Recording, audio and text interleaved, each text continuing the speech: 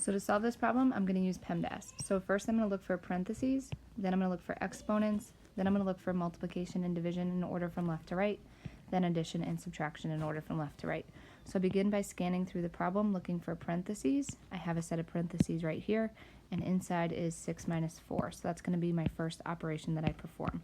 So 15 minus 3 times 6 minus 4 is 2 squared.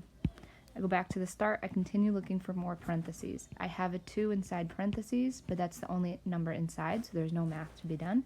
So now I can look for exponents, and I have an exponent right here.